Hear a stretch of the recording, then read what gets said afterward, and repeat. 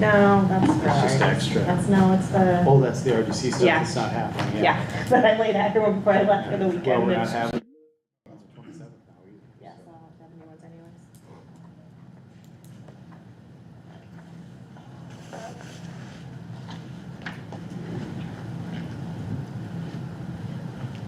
Megan, thanks for scanning that in today.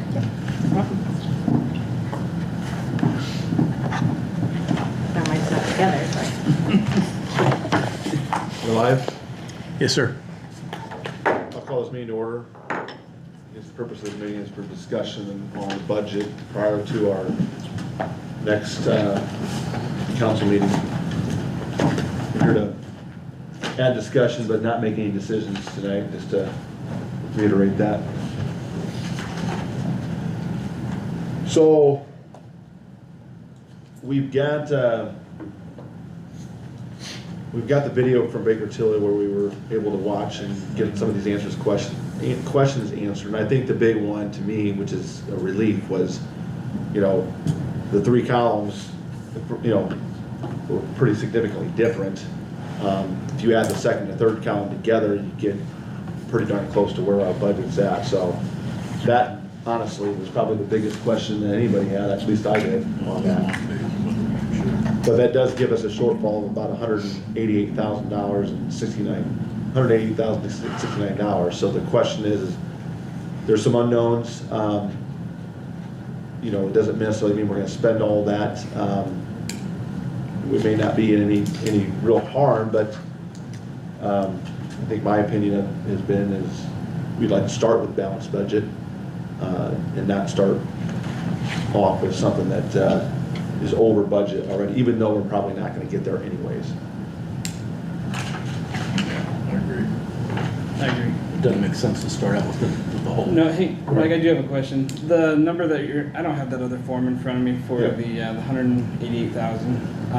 Was that factoring in the RDC money as well? On that? That is, according to this, it is factoring in RDC money. So then on top of that, so if you look at the document that's provided to us today from Baker Tilly on 1022, it shows the general fund going down 356,000. That's taking out the RDC is not factored into that. It's kind of a separate item, I think you should look at it as. Yeah, that'd be my question, is the one redevelopment, the 1.529, 150, is that what you're talking about? Yeah, so the RDC money should just be thrown out. I mean, not that we're not worried about it, but it isn't something we can necessarily control. I'm looking at the general fund. I mean, if we take out the RDC money, which I guess the question is, do we use any of the RDC money towards our budget? Well, I think Alex's point is correct to keep in mind that you don't control it. The RDC decides how it's spent. But there has been a relatively recent change, I want to say over the last 2 years. I think basically the RDC can put money toward police and fire budgets. So if you were looking to shore up basically other funding sources to help balance the budget out, one way to do that is, one of those other sources, I guess what I'm saying is theoretically going to the RDC and asking them for a contribution. Now, the RDC is already making a pretty substantial contribution. They are paying for, effectively, the school resource officer for, I don't know, what was it, 3 years to start. So they've already contributed, frankly, a substantial amount in that fashion, plus all the startup costs for that officer and the replacement equipment and everything. So do they have the appetite for more? It probably depends on how much and what for. They are supplementing your budget on kind of the capital side, or they have historically. Just as an example, I think the fire department's gonna come and ask for some help with a really expensive fire engine. I actually just saw something on the news about how crazy that expense is, and it just was kind of discouraging to hear that. So Chief Nair is working on putting that together, but that's an example, so maybe not the best source, but I feel like we need to at least put that out there, that that's one way that you could Yeah. take the edge off by just, again, you're just kind of shifting columns, but, that is another source of funding. That was just my only thought is, I don't think we should look at the RDC as our overall, our funds that we control to say, this is where we need to ride, because that's out of our control. I- When you're talking about the RDC, it is important to keep in mind exactly that one, the RDC, you could have some different members on there in any given year that say, oh, we don't think we can do that. Yeah. But the other thing is, the TIP isn't gonna last forever, it's gonna go away. So at my conference where they talked about this change in the statute, the attorney that was presenting gave an example that they had a municipal client that used TIF funds to pay for 5 police officers. And it was a substantial amount of money every year. And they just said, we will deal with that cliff when we get to it. It's not necessarily the most prudent way to budget. So, my question, I guess I'm confused now. In the redevelopment for budget at 1.5 million, where is that money coming from? I think that's the funds generated from the TIF. Yeah. Cause it, Which we so, don't control. okay, so, I guess what I'm saying, what I'm looking at now, then, if you take that out of there, Yeah, we're the 352 just out of the general. no, I'm saying, Oh. I'm looking at the first page of the, Oh, I don't have it done. the summary. So, this page right here. So this was the town of Bremen proposed 2026 budget.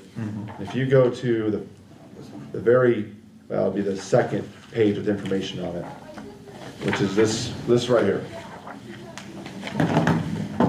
Yep, one more. That one right That right there. Yep.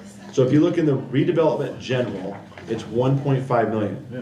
But there's nothing funding that. So where, like, that's part of our budget, but where is that money coming from? That's coming, you're saying that's coming from TIF taxes? That's not represented on here? I believe so. Is he looking at page 4? My stuff all. Oh, yours is in back. Yes, page Yeah, mine's four. all bound. Page not 4. bound. You see where the Yes, 2430 I bid? think that is what the estimate, and that figure is completely based on, like, it varied from year to year based on what I understood from Janet. She could never tell us, we would always ask, well, what's the next distribution gonna be? And she would say, I can't tell you that. Yeah. But I think that's just a projection. And I do remember Craig, so we have Sam Schrader that also works with Baker Tilly. They help with the RDC, and he's the one that came Right. and presented the TIF and things like that. You know, Craig asked Sam for that number, and they worked that out together. Like, we don't need to, I mean, And it's probably worth noting, does that figure, that probably includes like the Coleman bonds and Correct, all of yeah. that? So it Mhm. includes some things that are specifically earmarked for that and not something you can count on, you know? I don't know what that number is, but that's baked into there because it's all just part of that TIF revenue. yeah. All right, I'm still confused. So it's not I don't like have the answer to my question yet. it's not like the rest of the town where you're levying taxes. Those taxes are based off of just the TIF area, and they go right to the county, and then the county redistributes it back. I believe, isn't that correct? I'm it's not how sure the- who makes the distribution, But it's all just yes. based off the TIF area, not Yeah. Right. the rest of the town. Correct. Yeah. So, Correct. and that'll change when you do the abatements and stuff like that, when you do the 10-year abatements for capital and property. So that's an ever-changing number that we hope will continue to increase, but that's not a dollar figure that we control as the town council. So I don't think that's one that we should be planning for budgetary purposes towards the budget we're looking at approving. Because, like, just this report put today, is $356,000 our general fund's gonna take a hit next year. Is projecting, if we fully spend 100%, based off of what Baker Tilly just sent us today, Right. with the 4% for all employees except the police officers would get 8 and the 15% increase for Right, but we're not insurance. doing, so if you look at the second page. But I'm just saying, Yeah, the just on insurance that of one. 5. Yes, look at the So- one where it says, I still think I had them do where the 4, 8, and 5% for increase for insurance. And that's 283,000. Yes, that's a little better, So. right. That's what. That one's probably more realistic of what the budget is going to be. So essentially 283,000 is what we're looking at, a general fund shortfall. Again, yeah. So I think the RDC factored in there is a little misleading in my opinion for Mhm. what we're looking at, because like we said, What document are you looking at? the ones they sent today, it Yes. was, Where's that at? In the email. In an email? Yes. Email. Yep. And then also if you look at that email and on page 7 of it, which Tony's got it up too, it tells you like the proposed capital improvement plan, and that's where you can see the proposed funding for some of the things like what you're asking about, where can we cut from or do things from. Just for instance, the first line item, building improvements, we did 10,000 in 25, and 26, we were projected to do $25,000 in building improvements of general fund. That would include all the things out of the general fund though, police, fire, town hall, that kind of stuff. So you would wanna look at that of potentially of where can we, you know, right off the bat shave some stuff if that makes sense. And that's on page 7 of that attachment, Megan, is that right? Yeah, you have that. But see, I'm looking at that, and there's 2 things that are highlighted, one of which is the balance of radio replacement. Is that for the fire department, for their radio system? Yes, but that's also coming out of the CCD. Okay, So that's what I'm saying, the proposed funding line is what you need to look at for the general. okay, so having the RDC help pick that up that wouldn't really help. Correct, Okay, correct. so we need to focus on the, You know, and some of the things too, like, I mean, like I said, I already went down on some of it, you can see in there, like other capital expenses, I don't know what line item it is, for 25, it was budgeted for $164,000. That was basically our parking lot. So we're not doing that again, we don't need to budget for that again, so I brought it down to 50. You know, some other things, town hall, fire station, the town property, it was at 15 this past year, I don't believe we spent much out of it. Maybe a couple thousand, and it's been for like fixing the furnace and different things like that. So I brought that down to 10. Again, historically, we haven't spent that. and Megan, so Form 2, the overview of Form, like 2, with the 283,000 for general fund going down, Mm-hmm. that includes all the cuts that you made. Correct. So So we're that's close. with this, that's with page 7. Yeah, Yes, I mean, but there could be more cuts, obviously. But yes, so I would say the scenario 2, the 283, is more realistic of what we would be at. Because yeah, insurance is, yeah, not going up 15%. Might even be less, but, and that's why I also had him, you know, put it in more dollar amounts too. So like in the body of the email, he put out like how much it, you know, the dollar amount of what you're adjusting it. Again, it's not big significant numbers. So, and what you're saying to get a balanced budget, just for the general fund alone, is 283, right? yeah.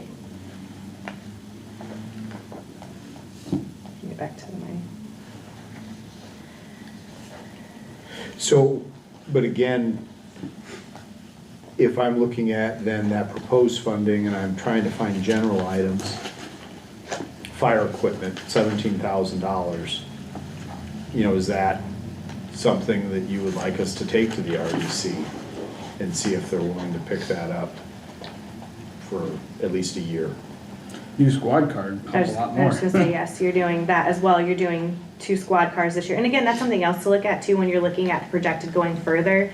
I think I said at the last meeting too, all these, even these new projections, like 27 budget, the shortfall, that's again, assuming all the same things. So assuming 8%, 4, and 5. We're not probably gonna do that every time. And again, that's assuming, again, that your police, like, assuming all the same numbers for this year continue, plus whatever the, you know, 15%. So again, I know we're looking at this year budget, but worrying about future budgets, we're not gonna be buying 2 police cars every year. Keith, question, the unsafe buildings, have you touched 60,000? But we buy every other year. No. The short answer is no. Right, But and right. we've never had well, we didn't have a designated unsafe building board. We do now. The two big cases that we thought were gonna maybe have to cost us some money cured themselves just with a letter, so with the ones that Yeah. took care of them. I'm looking at one more, but we won't touch 60. Yeah, and we haven't, and I I think, mean, we Is could drop there- that 20 grand, you know what I mean? Yeah. Just- Well, but is there a fund for unsafe buildings and how much does it have in it? It's a line item, right? Yeah, it's In a- the yeah, general we fund. have- Okay, Yeah, so we I don't think it said actually have a 60. dedicated fund. No. See, that would be the sort of thing, if you could budget a smaller amount and try to build it up over the Right. course Yeah. of a few years. Kind of like a little savings account for each thing that you're Well, looking at. the problem is, I mean, a demolition, just the other ones that I've seen, every site is different. But Right. I would almost say you need to have 30 grand on hand at a minimum. Right. And 30 to 60 is probably Yeah. So I'm healthy on, to be able to do one, if I'm on you the ever have county's to. unsafe building and properties board, and we recently had to have one taken down. It was between 12 and 13,000, and it was a beat-up old house, but there's those kind of costs, and we hope we don't have that, but yeah, that's what we're, The difference that I have with the county is usually there's more distance between the properties. Yeah. I know, I mean, gosh, almost 10 years ago, not quite that long with Bourbon, they had one that was in town, so you had to be able to drop the building straight down. And that's where you start to run into serious money. And I think that in 2018 or 2019 dollars was probably like 45. Yeah. And that's what I'm worried about, or you have a larger, more industrial type building, and that's where, but yeah, we have no demolition on our radar. That's- Yeah. Some folks, we'd like to see fix some So things maybe up. that's, I mean, we can cut 20,000 from that, there's 20,000 already off, 260 now. We gotta come up with. yep, yeah, but I thought there was already a fund that you had been No. putting money into, and I don't think that approach is a bad idea, like, even if it doesn't get spent that year, Yep. it At should least it can still build. go into an unsafe building Right. fund, Yep. because eventually you're gonna have one of those. Yep.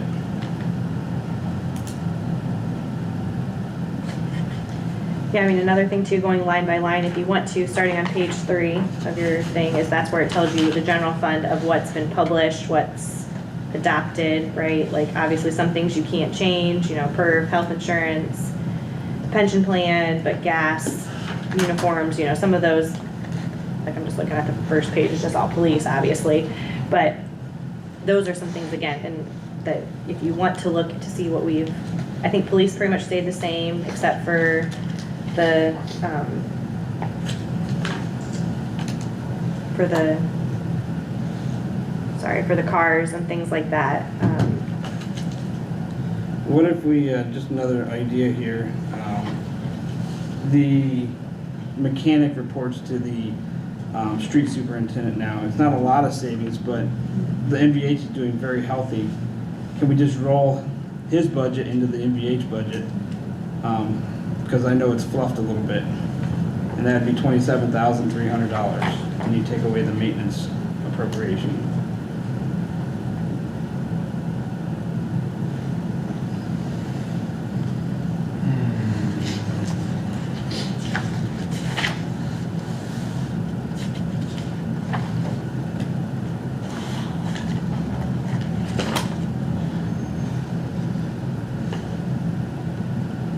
And then right underneath that, you have the director's salary. Is that something we can split more with the utilities instead of general?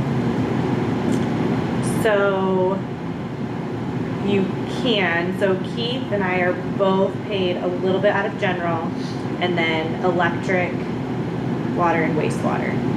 So You're we're the like only, 5,000, he's like 31,000. correct, yeah. So it could potentially be that way too, yeah. We could do that as well.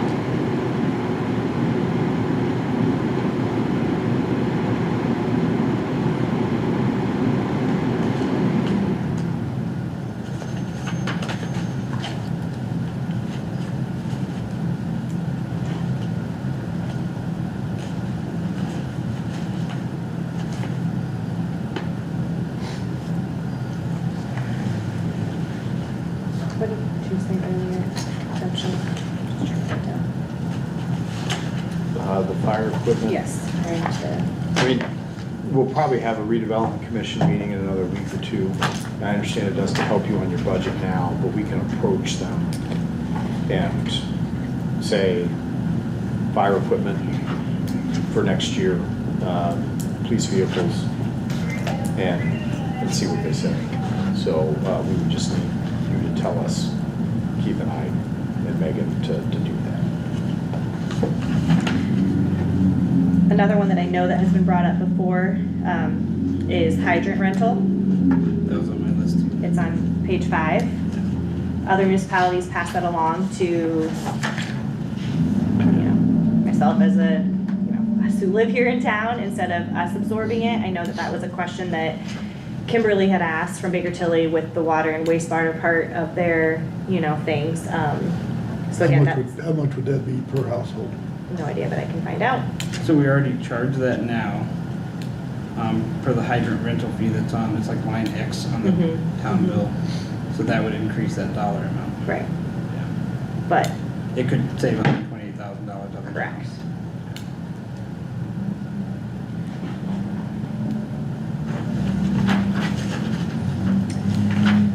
Can I make a suggestion about not necessarily saving, but potentially a way to gain more revenue? What about our permits? Everything that we do. It's $1 to do a garage sale permit. When somebody walks in to ask for a garage sale permit, we've already lost money. It's $1.59 to print that receipt and write that receipt out.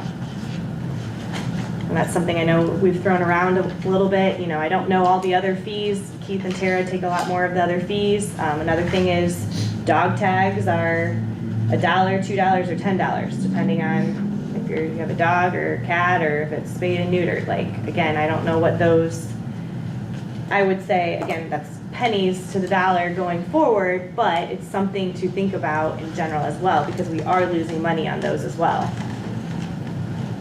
And with our new system, though, we won't have receipts and things like that either, but just something to think about in general of revenue, increasing revenue.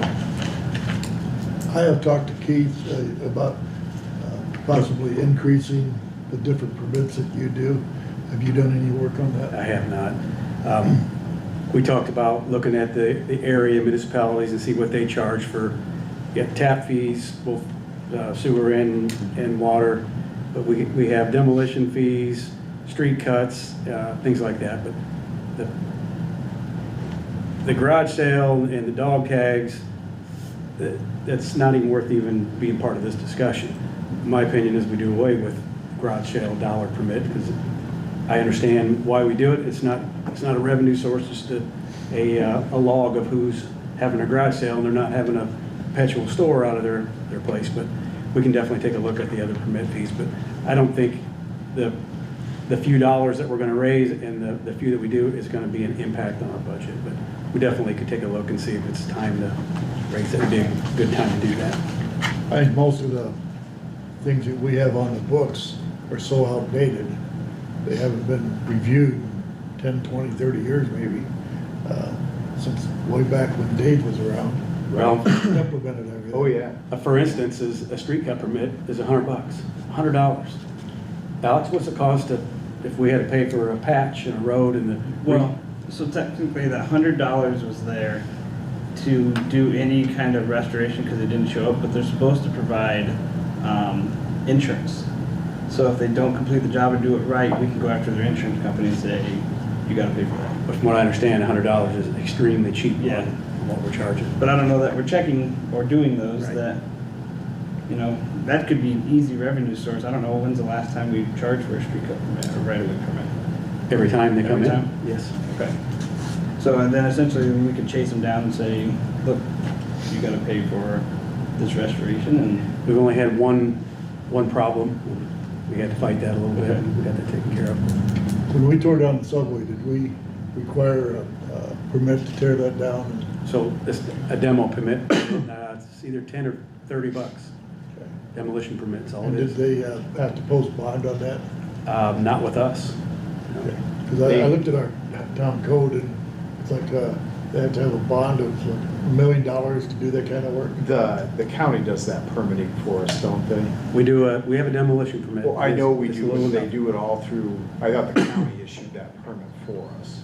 We issue the permit, but we do. We just issued one for the Speedway, taking down the awning and the islands. Right.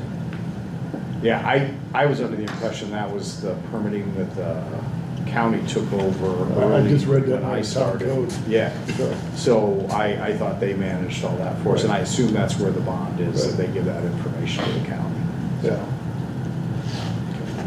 I'm just saying, they've been on the books for so long, we really need to, There's, having done the ordinance recodification, there are a lot of things, and I know the one I always think about is, frankly, the animal control ordinance is probably more than what it needs to be, and it is outdated. Right. And not just in terms of maybe what licenses are, but actually just in terms of content. So we have a lot of things that are a good 30 years old, and could take a look, but, you know, it's kind of, you have to triage and say, what's the most important to change? I'm gonna float an idea, and you guys can totally disagree with it, but, I know we're looking at 4%. What if we did 2%, and then at the end of the year, if we're doing healthy, we do a bonus? I mean, I follow that forum that, I mean, sometimes Megan comments on, some communities aren't doing anything, some are just doing bonuses, some are just doing 2%. What if we did a 2%, and then at the end of the year, if we're striving, doing really well, everybody's managed their budgets well, we reward that, you know? Then we know where we are throughout the year versus us just blindly giving a 4%, not knowing what's gonna happen throughout the year. Say, hey, 2%, but if we have a great year and everything's successful, we'll give you the other 2% as a bonus, you know? well, I'll just throw this out. I think the way we've done our budget for the last 30 years is all wrong. Yeah. We get a dollar amount, we present it to each department. They come back at us with a wish list, and we give it a rubber stamp. Yep. And I think that's wrong. It is wrong. That's not how you properly do a budget. And I think we need to be more diligent, and when these guys ask us for something, rather than say, you've got $300,000 in your budget, and they come back and they say, well, there, I spent all my $300,000, I think we need to curtail that a little bit. And I'm not saying don't give what we need, but it's kind of like a 10-year-old kid with a wish list. I want this, I want this. Well, I want to get rid of the wants and start going after the needs. Though I wanna agree with that 100%, but I also think we need to carry that to our utilities too. Because it's the same exact thing that happens there. But we have less control because they generate their own income. But we could still control a budget they work within Correct, to manage those, so we're just not doing rate increases every time they want something. correct. So, Again, I'm good with that. yeah. And by no means do I want any single department, any of them, Yep. to not have what they need. Yep. But I think this want needs to go away. It's just, it's just my opinion, guys. Yep.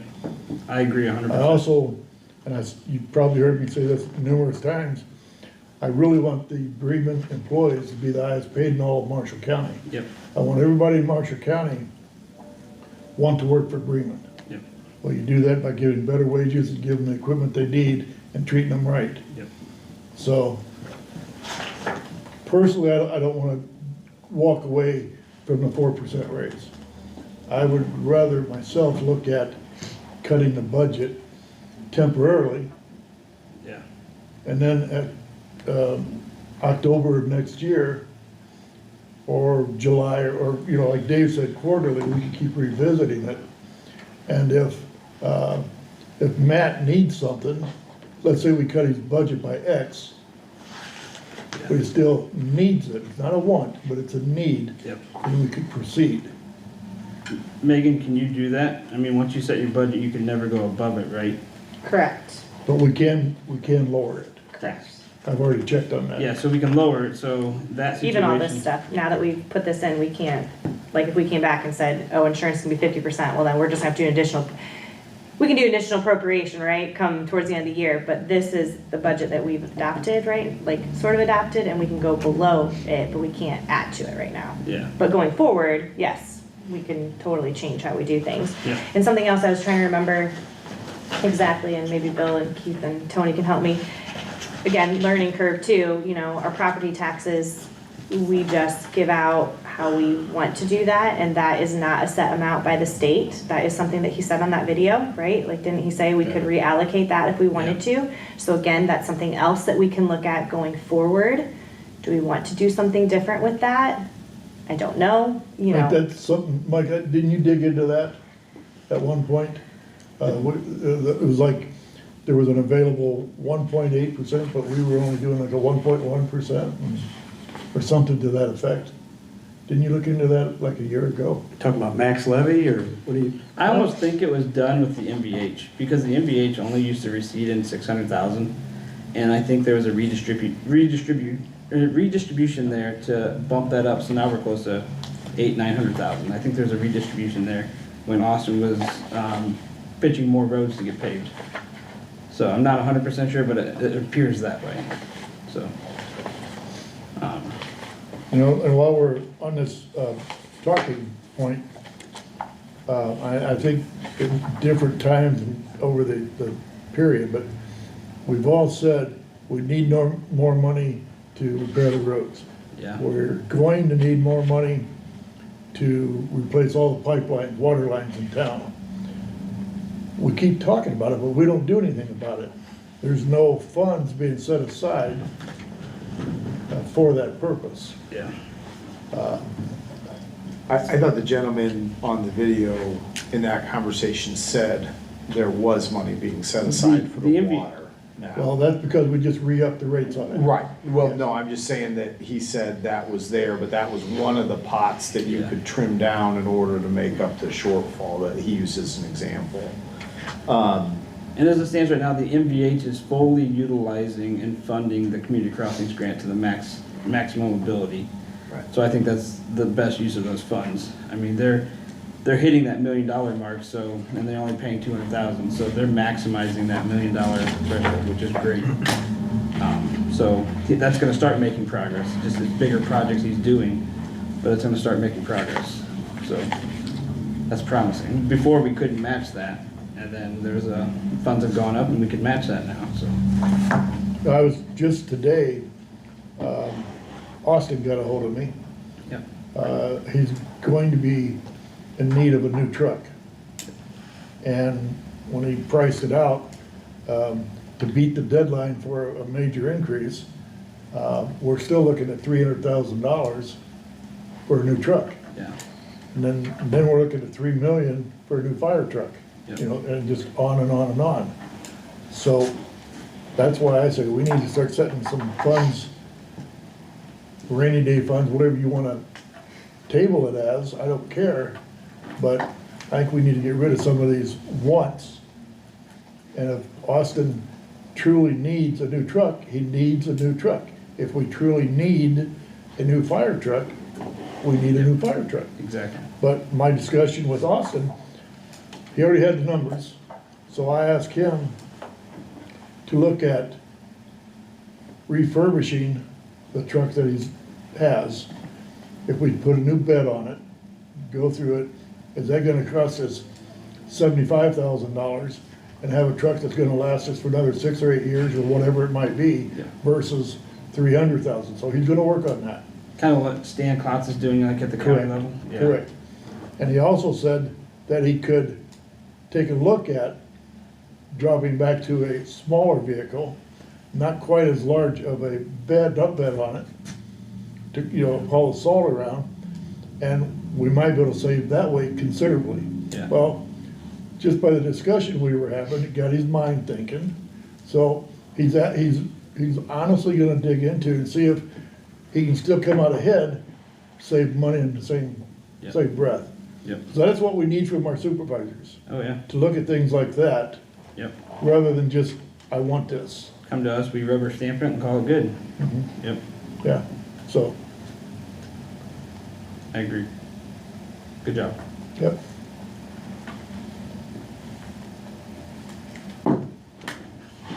Can I ask, I see one line item here, $2,000 for the senior center for repairs and maintenance. Was it 200 or 2,000? I see Page 5. 2,000 It's on on page page 5. 5. Is that the only item you have for dealing with that apartment building? No, they have a whole separate fund. They have a whole separate. Yeah, fund. so I would even say you probably don't need that. I mean, it's only $2,000, but Every little bit. that, every little bit helps, right? So I mean, that could be something too that we Well, don't. that lends itself to another conversation specifically about that we want to have at a different meeting, but, you know, that's, so I assume that fund you're talking about is where the rental income comes in. Correct, yeah. So it's that we- not a part of this. Yeah, we did, then, that's okay. 7726. That's This what is- I was going at, Yeah. so, okay. And one other one is the general fund, 7726 and 7727 are the senior Okay. funds, which I should have brought a fund report out. What is the hydrant rental? That is the cost to have fire protection for the community, is what it was set up for. So every hydrant in town gets charged, so we have 260 hydrants-ish. They charge a certain dollar fee for every hydrant to have water, the capacity ready to fight a fire. So they pass that charge on to the general fund and some to the community. Where does that money go? Who gets that money? Water. So that 128 goes right to the water department. So,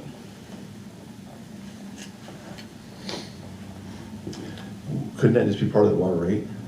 yeah, we're at line item 6 on the bill, which is the hydrant rental fee. That's what, yeah, that's what we were saying earlier.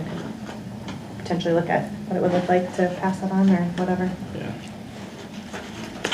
I think that should probably be a phased in. Oh, right, yeah, for sure, but just saying. 128,000, one hit for the water department, I mean, that's gonna be, and for the customer, that's gonna be huge, so. And we just did a water rate increase, so I think that should be, if you're looking at that, a phased in over a couple of years. Reduce that dollar amount or something, change the ratio. But that would be amending the water rate structure too, so.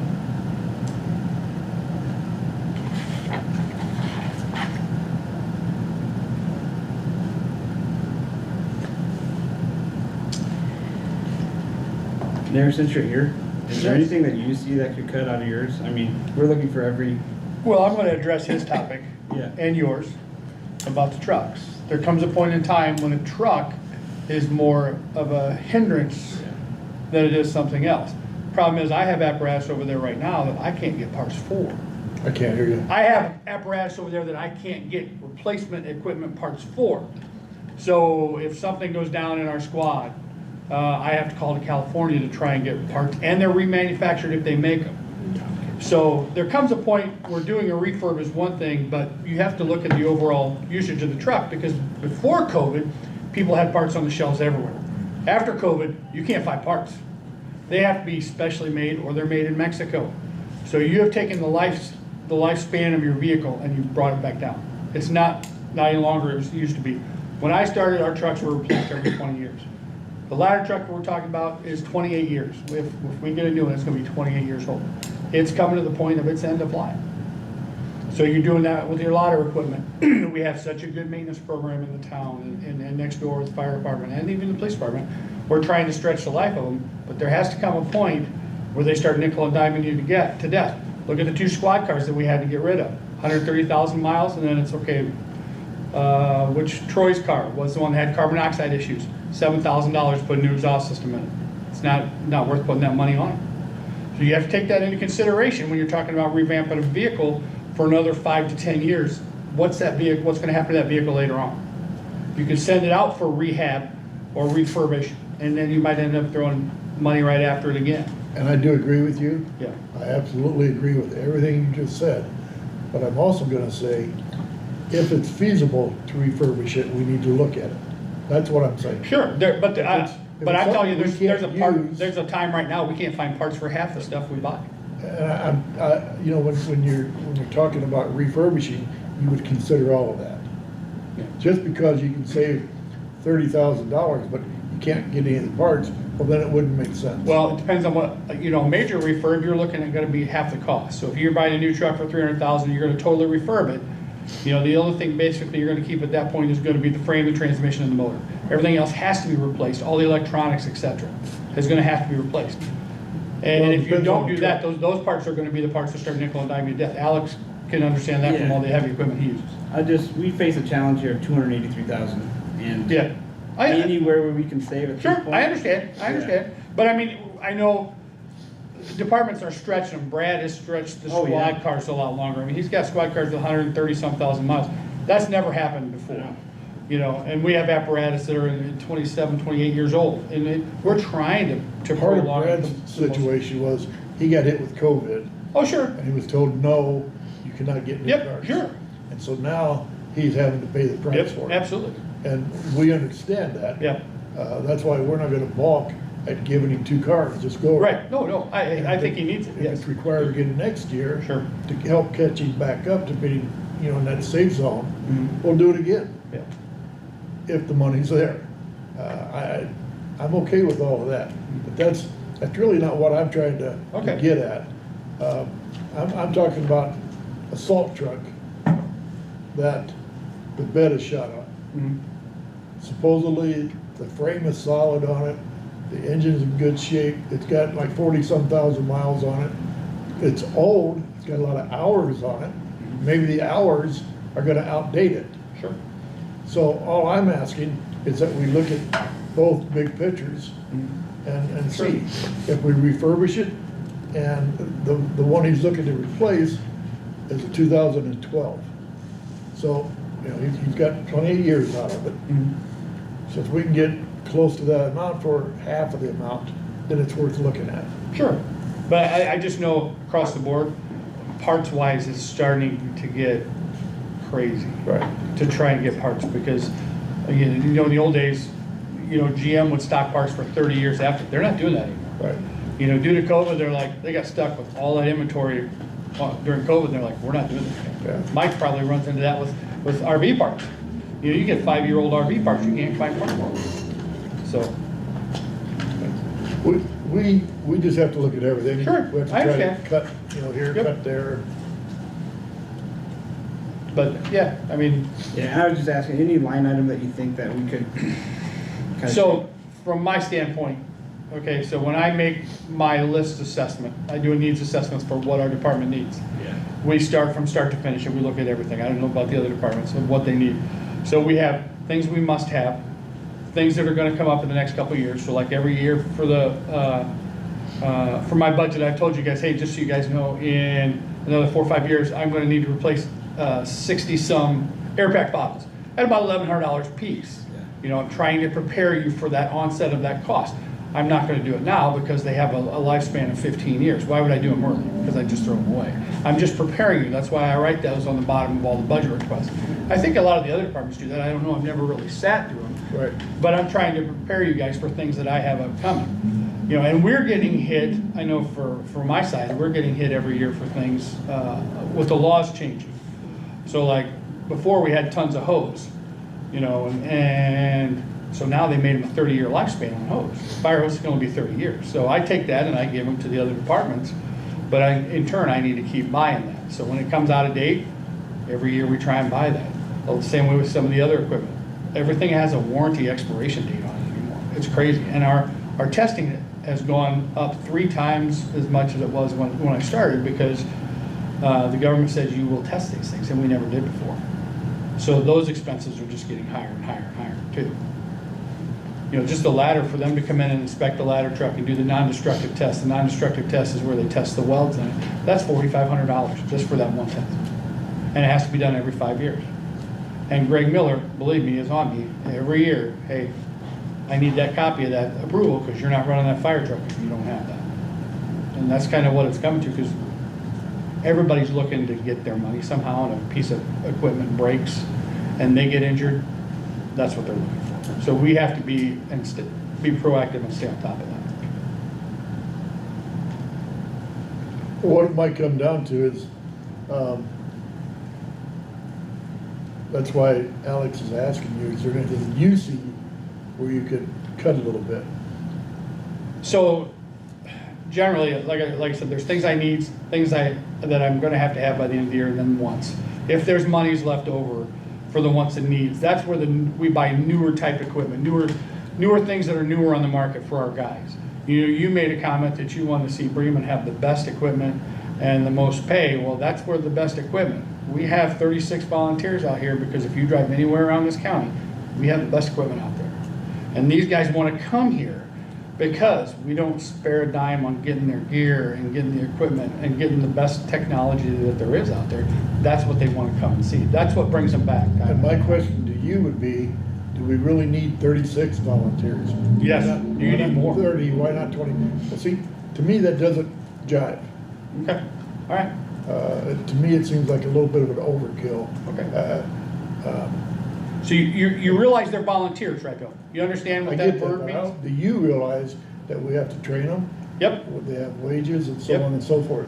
Do Even you- though do they're you- volunteers, we still have to put X amount of dollars in each and every volunteer. absolutely, Radios, sure. scuba, whatever we have. So, if you really want to get into that, the other option could be like, we could be Napanee, where we would have a paid fire department. So then, when I approach the council with a budget of $1.1 million just to get an ambulance crew in here, if you're gonna go to a paid fire department, you're gonna come to that point where you start losing those volunteers and they start leaving, then it's your responsibility actually to fund that.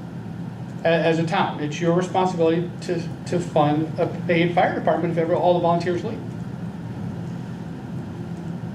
So, that could be bad in essence as well. When you have a call, you have 36 volunteers right now? Yep, I mean, obviously, not all 36 are coming Correct. and showing up, right? our average that we get during the day is between 10 to 12, in the evening And time, maybe depending on the 15 time to of the 18. day, you're gonna have Absolutely. different volunteers that are gonna show up. Yep. So you that- kind of basically need a more broader Right, volunteer base because certain guys can't come at 8 o'clock in the morning, certain guys Correct. can't go at 9 o'clock at night. yep. Yeah, in the old days, and there is still a state law that as volunteers, they can leave their job and not get hindered, they just don't have to get paid. Okay, so in the old days, a lot of people would pay them to leave. In today's day and age, like, if they would leave Precision, people don't get paid anymore, so they wanna stay. But we have off-shift people that help cover, we have people that work second shift and third shift, those are the ones that come and backfill for the volunteer side. If you hit a tone out there, especially on a weekend, you don't know what you're gonna get. So that's why you have that many volunteers. That's why you have to train them all the same, because you never know who's gonna show up. And they all have to be certified to the And I same. agree with you. I understand about the coverage and I understand all of that, but I've also seen some of your worksheets where a lot of your reserve or volunteers don't show up a lot, Yep, a lot. and they don't get paid the full amount at the end of the year either. Well, then they shouldn't get paid anything if they're not showing up. Well, they have to get paid some, because they get paid for coming to fire meetings and stuff like that, there is a pay for that. And that's the ordinance that's in there. Right. I'm not saying cut coverage, and we gotta have what we have to have. Sure. I'm just saying, it looks like, outside looking in, that maybe we're overweight there. I guarantee you talk to any person in the fire service, and you tell them that the community you have has 36 volunteers, they're gonna say, that is impressive, you should keep every one of them. But that's to you guys' decision, to make that call.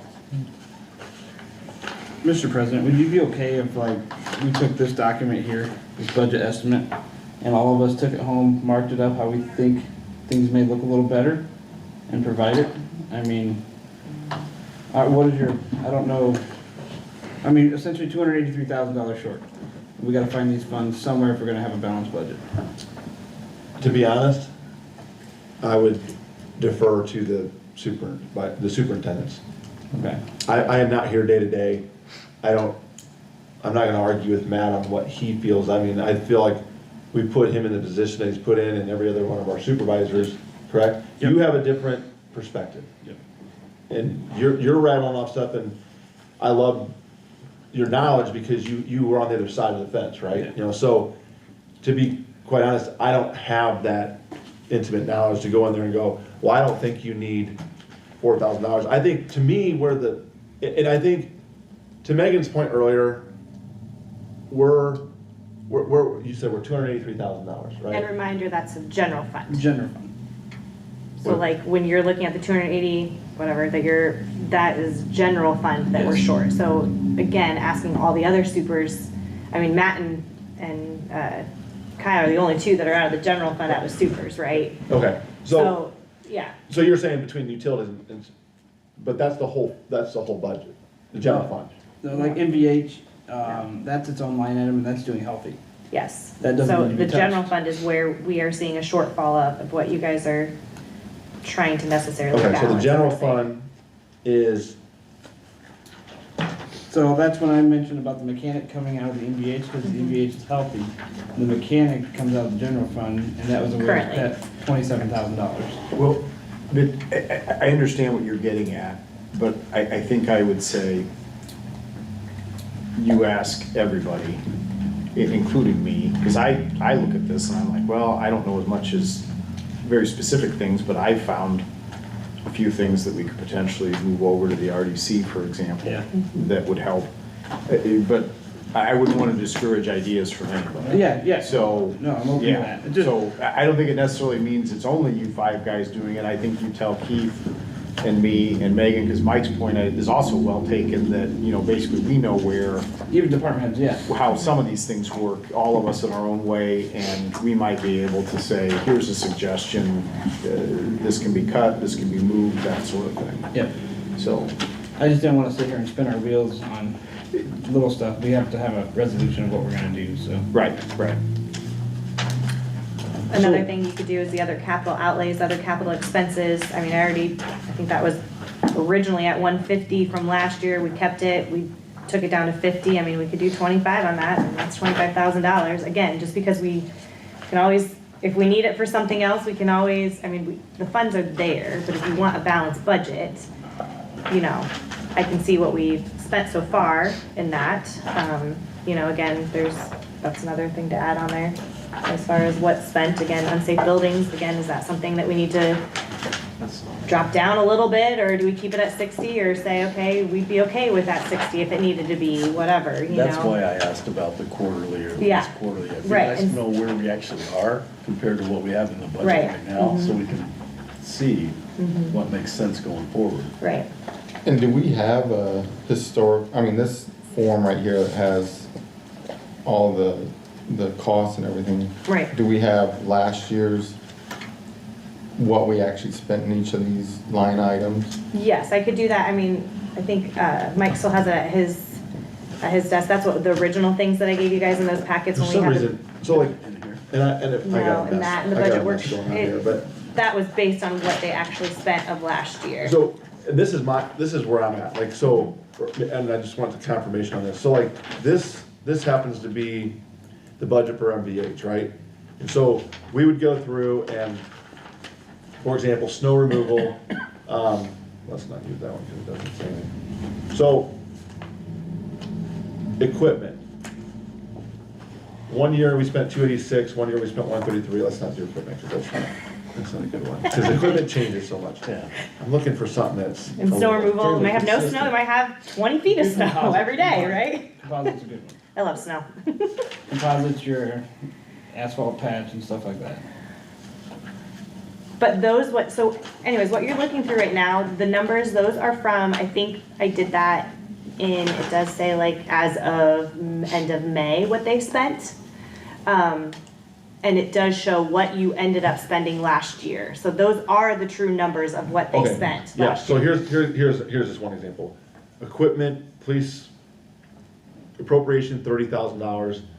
In 22, we spent 47, then we spent 29, then we spent 22. So in that example, I would say, okay, well, the budget's probably pretty accurate, right? I mean, it's a good representation. That's the only way that I could personally go through this and go, well, they have a budget of 60 and we've only ever spent 30 every year, so do we need to have 60 in there? That would be the only decision that I could make and I would assume the supervisors or superintendents could do the same thing, so. Yeah, And the only way you vary from that, then I think is, okay, you added another officer, so you need to have X percent more. right. Well, you know you've got this expense coming up, so Right. you gotta Right. bump up the budget to cover this one-time Right. expense, but. And I did do that with the general fund things, like the things that are under me, I did that. Like, you know, there's a few things that, But isn't that what we used to do in June? I mean, I know you weren't a Yes. part of that, but that's what we did in June, right? We went line by line, and Line this by is what line. we spent. and that's what was the purpose of the. Because that's first the only way budget we can was go through it finish and really realistically cut, right? Well, And I guess my question is Well- do we have that revenue estimate at the time when we're going through budgets? Because if we have the revenue estimate, which is what we never had before, so we had nothing to base it on. And I So- will say that we've historically done it early. This year, having that meeting at the end of August is probably more realistic. While I was gone at State Board of Accounts, I think it was like the 10th or whatever, that's when they started Yeah. giving the numbers out. So again, yeah, Taking this year out of the Yeah. equation, I mean, I think I'm saying like, but in the past, we just went through line by line, but my concern was, or my struggle was, is we never had a revenue. We only had an expense. Well, it's like, okay, well, I guess you can spend this, like, I have nothing to compare it to. You spent this much this last year, okay, we're gonna approve it. But what are we approving to? What is the revenue side of it? Now, we've got a revenue estimate, now we can go back and say, oh, we have this shortfall. Question would be is for next year in '26, when we're doing '27 budget, would we have the estimate for budget or for revenues while we're looking at the line by line budget? yes, I would say yes. they told us the 4% is what historically they've seen. Mhm. So that would And- be, you could do 3% and then you'd be good. Yeah.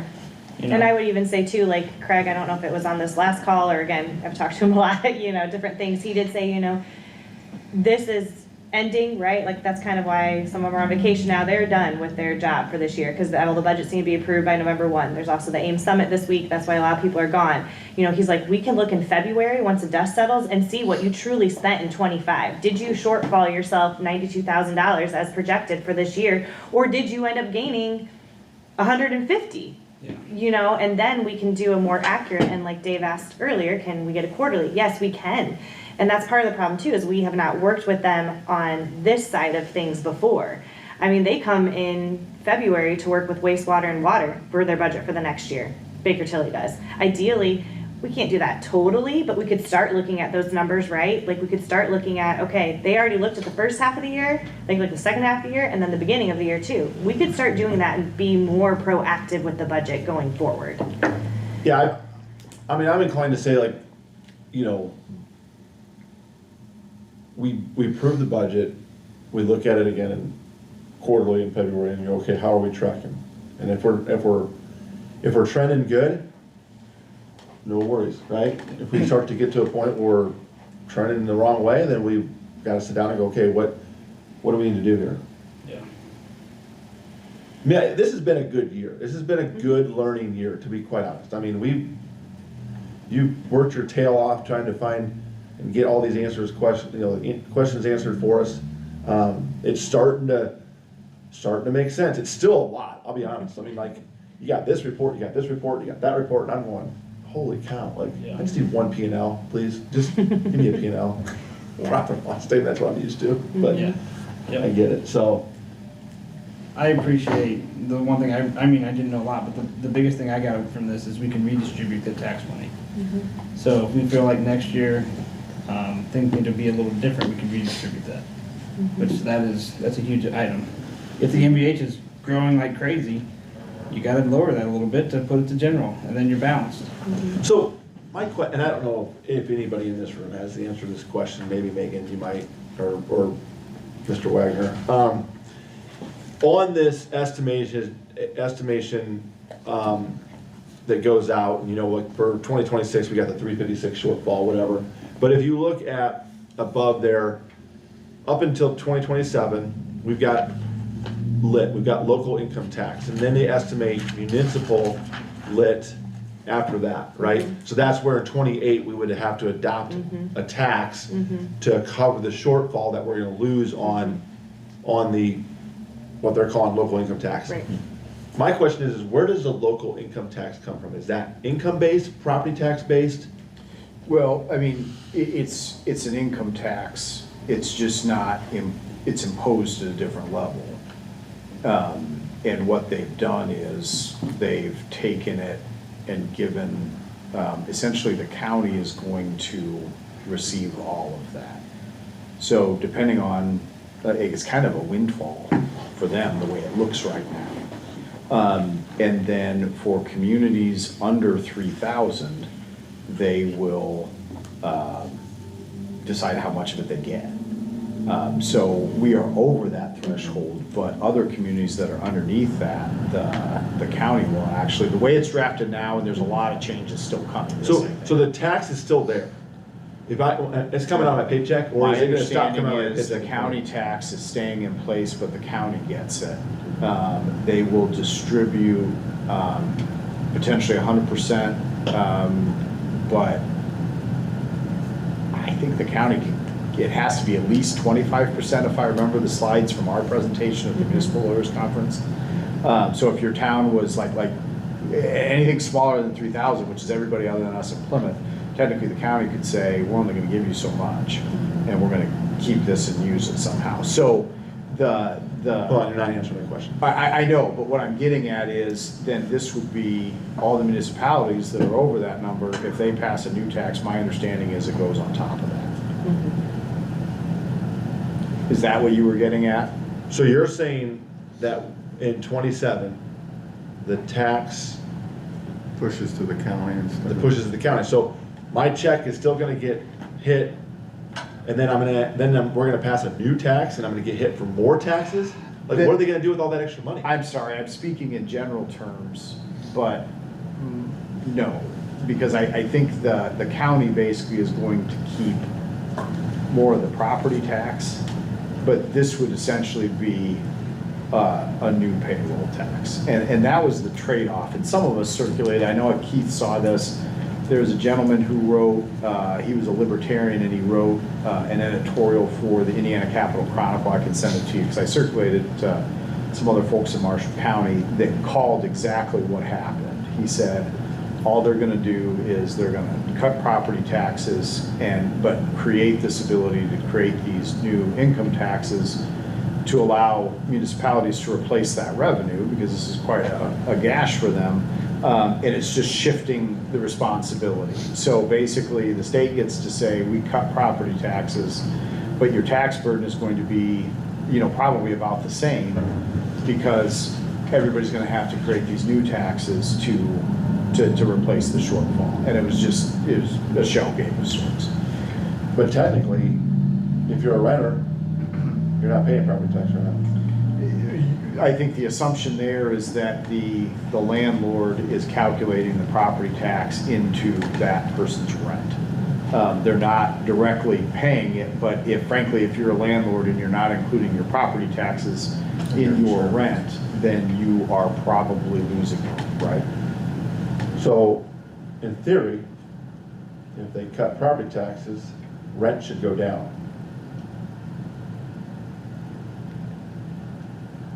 Because you're not paying, if you're not paying, if you're bringing park apartments and you're paying whatever, $1 million a year in property tax, and now I got cut to 250,000, technically you should be lowering your rent. There seems to be a strong movement toward less property tax, more income tax, more sales tax, things like that, okay? Yeah, I don't disagree with that, I'm just saying things are moving that direction, but I've also heard a couple people lately at a meeting Keith and I were at where they essentially said, we don't really see how the state can get rid of property tax altogether because it's super complicated. The desire is there, I just don't think the ability to pull it off without doing some pretty wild things. They'd have to deal with TIF, frankly. All those TIF districts, frankly, create the problem, just as one example. So, there's, I don't know, again, still, I'm sorry if I'm not answering your question. No, I didn't honestly really think that any of us in this room had the answer to that question, because it's probably part of SB 1 that's so complicated, but maybe. Yeah, But you know- I don't And wanna it's make still not it sound voted on. like Marshall County's the villain in this thing. Correct, that's what I don't Yeah. want either, because they're Yeah. probably Yeah. not. No, Right. but I think there's money from property taxes that they get to keep that they didn't used to, that they don't have to distribute anymore. And that's before you even get into the issue of what they give out to the towns. But all the other lits, like the public safety lits and things like that, that other communities have that we actually don't, those go away and a new lit comes in. So I do think that is something that Baker Tilly can answer for us, but my understanding is this is a new, if you go that route, it would be a new tax on top of whatever else there is. But it'd be interesting to see, because I'm not sure what Marshall County will choose to put back in place, because all their lits, the few that we have are actually going away. So, but yeah, somebody else with some more understanding of it. And the other thing is mine is stale, because it was from, 5 months ago. There's still conversations about tweaking that legislation going on even now. Right, like that part has not been passed with the lit, is my understanding. Like they wanted to try to do that at this first round, and they, I'm talking about fixes. Oh, When yeah, we yeah. were there, the lawyers they were giving the presentation were basically saying, here's all the problems we flagged just from reading it twice, There's a lot of kind of technical things that people were going back and say, how would this work? This doesn't quite make sense. And they were gonna go back and try to fix it. I think isn't there a December legislative session, I think? Yeah. And some of the stuff they were talking about as soon as that, like they've already identified some parts that don't make sense and they're gonna tweak them.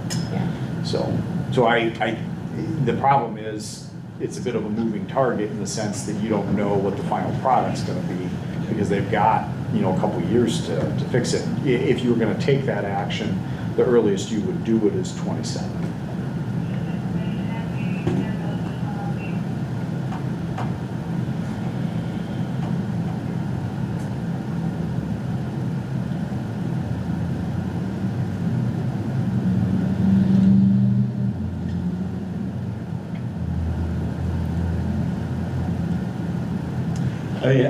We're not making any decisions tonight, but we have to make a decision on Monday, and I guess my thought process right now, because of the timing of it, we would need to move ahead on Monday and approve, and then recalibrate in February, and then again in April, and then again in August, and just make sure Yeah. we're tracking right. Yep. And I mean, I can ask the questions of different things like that you've suggested, moving maintenance under MVH, maybe splitting key salary a little better, things like that. I can definitely ask those questions, hydrant rental, things like that, see what it looks like. We can take, just off the cuff, we talked about 17 in fire equipment and 140 in police vehicles. We can take that to the RDC and see what they have the ability. Unfortunately, they're gonna need to get, frankly, some of the same information. Right. So that they understand, what they have, because they have a lot of projects going on right now, and some that they're planning for, like the fire truck. But they may be able to help absorb some of that, so again. One cop car, Yeah, it balances the budget, that gets you a good chunk of the way there, if And I they mean- even do just one. Yeah, I mean, I would even say the unsafe building fund, like, is that something that they'd be willing to, again? No, that's different. Okay. Because I'm talking about police and fire. Right. Okay, you're right. Police and Just fire, yes. You're right. we're restricted on some of what we can do with You're right. that. So I don't think they can absorb the unsafe building fund or anything like that. I just have that on there as, does it really need $60,000 next year? Okay. Well, I don't think it does, but I think you're right. I think we need to establish a fund where that chunk of money goes into and it builds, Right. Yep. so that it's not, I wouldn't say lost, right? But Right. we capture a little bit every year, just like insurance, right? Yep. You create an insurance policy. Because when that big demolition comes, then you can just go to that fund and Right. and hopefully you fill in around Yep. it, so. Well, and if we do it right, we would get paid back eventually in court action and Right. maybe. Correct. The problem is, you're talking about demolition costs versus empty lot. Right. And is the empty lot gonna bring back enough There's also, sometimes there's other lien holders and things like that cause problems. The way we've approached it is always to try to do everything we can to nudge the ownership to do it themselves. Right. And that's worked and it's saved the town money. It's, unfortunately, it takes a little longer, but I'm not sure that it isn't. My opinion is it is the right way to go if we can get them to do it themselves. Hey Megan, so if we set it up where, you may, I don't know if you know this answer, but if you set it up where, this unsafe building fund is a standalone fund, and say you do get reimbursed, that'll go back into that fund, cause right now it'll just go back into the general, it won't go Correct. back into that line Yeah. item. Do you know if that'll happen?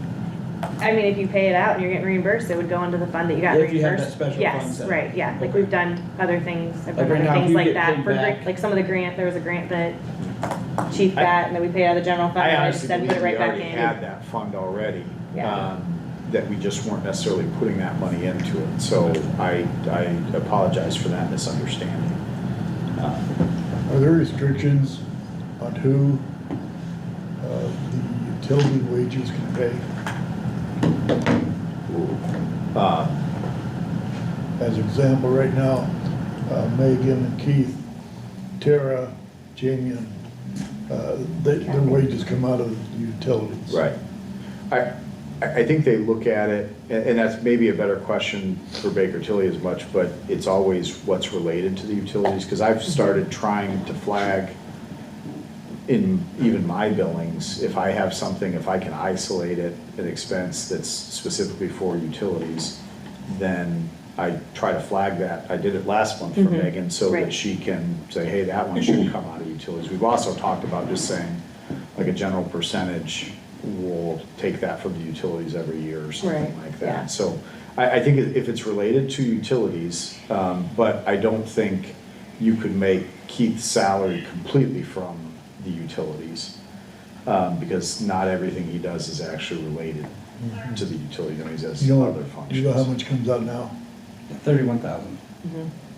Yeah. It comes out of MVH, sorry, or the general, Yeah, economic development, I think is what it was. Mhm, So yeah. it's 31,000. Yeah, but then mine's like five, Five, so like, yeah. maybe that's where the percentages come in, like what you're talking about, like maybe that 30,000 is his percentage of, you know, Yeah, like not utility or I think whatever. you look at the percentage of work that a person does on utility matters, and then take that percentage of their salary, and that's what you could theoretically take out of the utilities. I didn't know if we could take the new hire, Tony, Right. and pay part of his wages out of there. It seems like you could if it's related to utilities. Right. So, He is paid by utilities. 3 or 4. that's what I thought. I think it's 4. There's a little bit of. 4 or only 3? I think it's 3, because I think you and I are the only ones that are 4. and No, I'm then talking about the. Right, that's the what I'm saying, meter tech. everybody else is 3 that's split, I think, because everybody's 3. What I'm talking about is like, you couldn't pay for a police officer out Right, of the right. utilities, you know, that would be silly. But, But the I, electric department needs a dump truck, right? so, but that's Put a red light on been the way I've always heard it from talking to folks from Baker Tilly is if it's related to utilities, you can do it, but it has to be roughly proportional. So we're already doing that, It sounds like they're. because Dave Yeah. was paid out of there, correct? Yes. sir. Okay. Any more questions or discussion for the budget purposes? I do have one more thing. We've already discussed it, but if we're gonna be, we can't decide tonight. But with Megan, her yearly wage, her base salary is $83,184.40. And if she were to get a 4% raise this year, that would be $3,327.38. She also receives $125 a year on longevity. And I would like for us to consider freezing the base salary and start going with a yearly retention rather than increasing the base salary on a yearly basis. Now, I did clear this with Tony. We talked about this. If you guys, the explanation, and Megan, I mean no disrespect to you, I think you're aware of what this is, but this is Right. something that Janet pointed out before she left. basically the clerk's salary is fixed by statute. It can never be lower than what it is. And so what we had here was a situation where Megan comes into the job and effectively gets Janet's pay. And so the problem is if you call it just the salary and building those percentage bonuses, whoever would replace Megan in the future, if they come in completely cold, they will get Megan's pay with all of her experience. So my understanding is what you do, or what you can consider doing is you can essentially make it some kind of external, a bonus, longevity pay, something like that. That's what other municipalities do to respect basically the fact that your clerk has experience and unique skills that they need to be compensated for without having to pay that to the next person, without knowing who that person would be and whether they have the same competencies. So it's not the way you've done it in the past. It would be something different.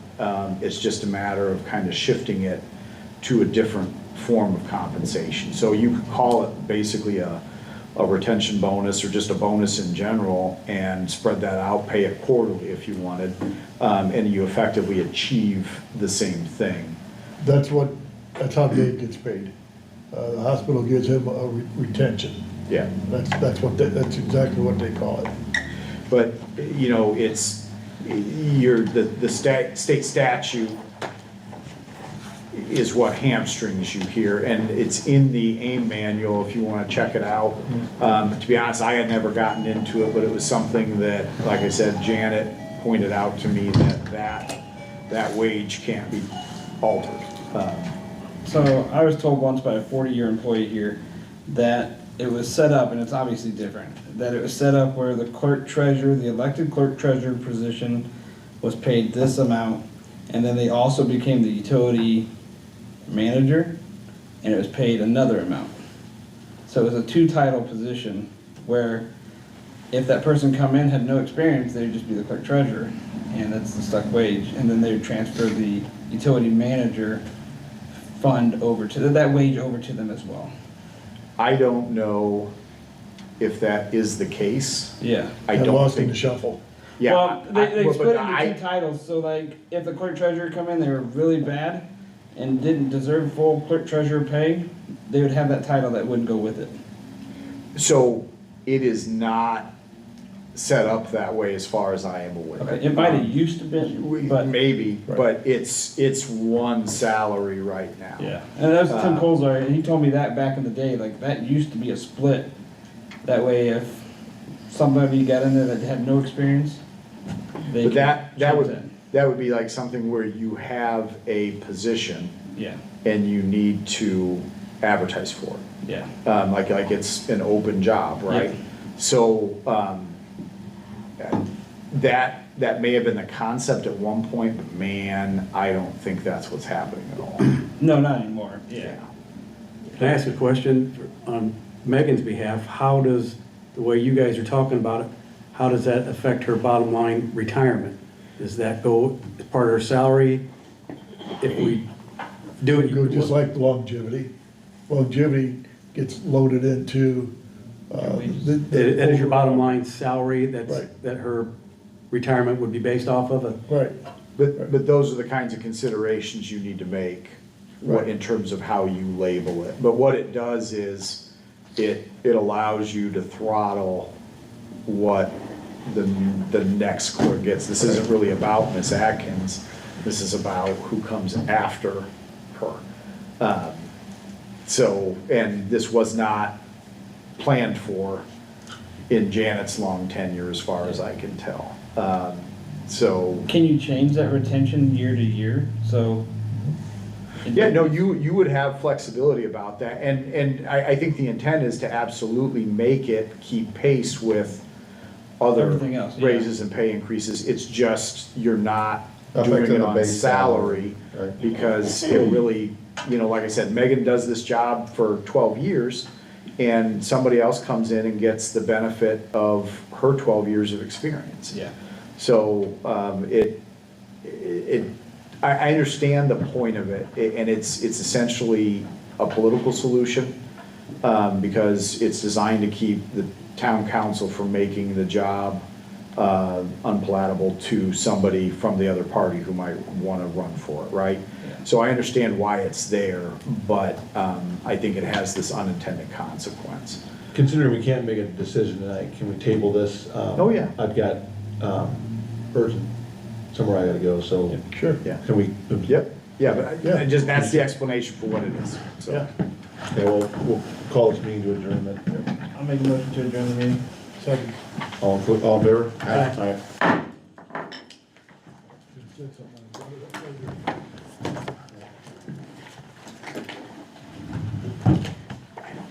Let me know when that's off.